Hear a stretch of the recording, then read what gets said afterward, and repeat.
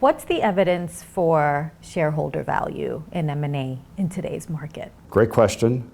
This is something that has been studied for decades. One thing I think we just have to dispense with, and it's a statistic that we still see, and you still see it in prominent articles, they'll say all studies show that 70 to 90% of deals fail. It's not true. We got to get rid of that. So I've done studies before, and then the Synergy Solution, we looked at deals over 24 years, three merger waves.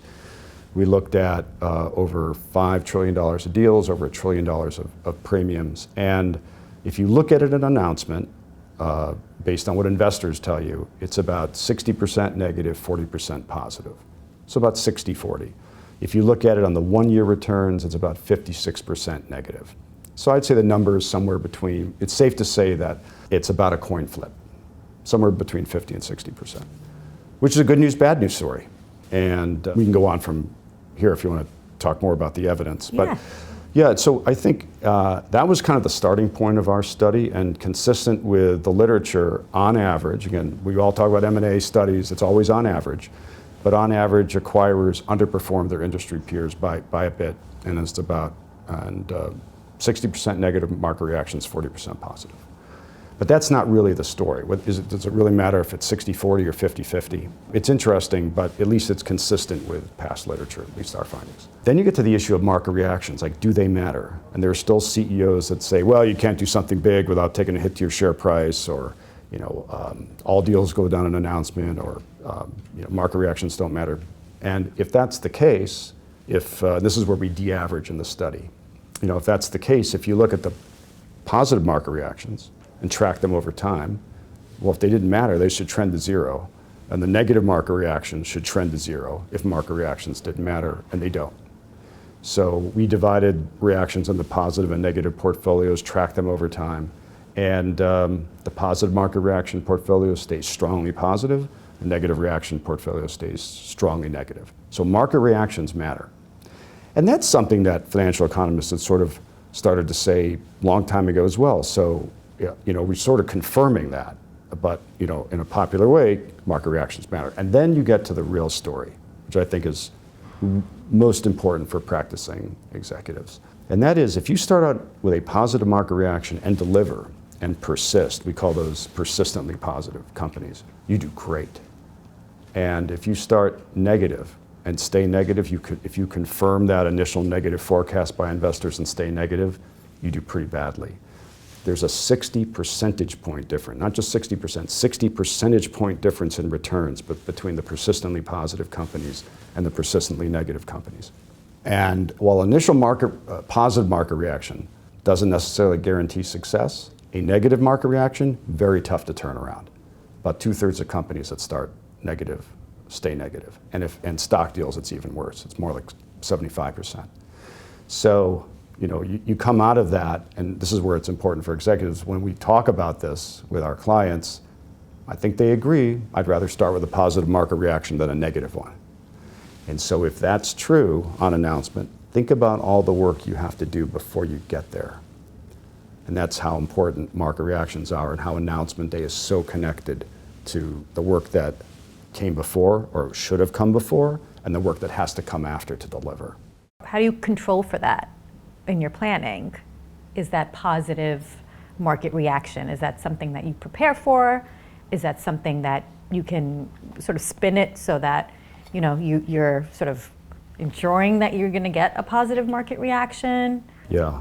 Or is it just something that's left up to the market? You're asking the kind of question about announcement day that has been asked for sort of decades. So what can I do? Well, the thing about spin, you might get a positive reaction, but if you don't deliver, it's going to go away. So for our audience, think of the tests that a good investor presentation has to pass. And we spend a lot of time on this. And the first one is, are you giving them synergy numbers that are trackable? First of all, defendable. Does it make sense? And are they trackable? Markets hate when you come and say it's $1 billion of cost synergies and sometime over the next 3 years. That's not going to work. So and if you see the most successful investor presentations, they'll break it down into trackable kind of numbers that then can be reported on, and they will give a timetable for it. The best are when they say, we're going to get all the synergies and we'll get to our run rate by the end of the first year. That's a great sign of confidence if they deliver on it. The typical good investor presentation will show a 3-year ramp up to get to the run rate that justifies the premium. But that's the first really important thing, is it trackable and defendable? The second one, we said culture starts at announcement. Are you injecting more uncertainty into your workforce? That those investor communications, their employers are listening to.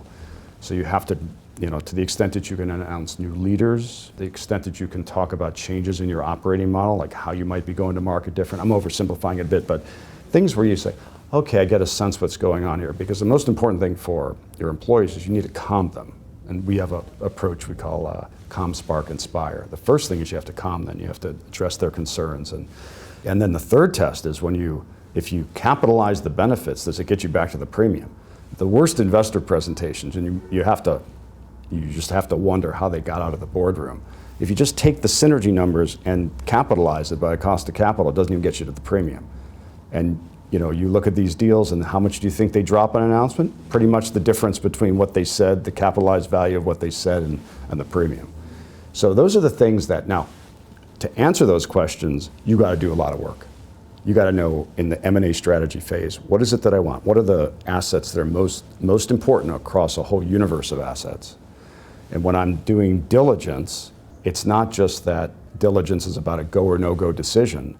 That diligence is supposed to either be giving you inputs to your valuation or testing somebody's assumptions that got put in the valuation, because assumptions in a valuation become promises once you pay it.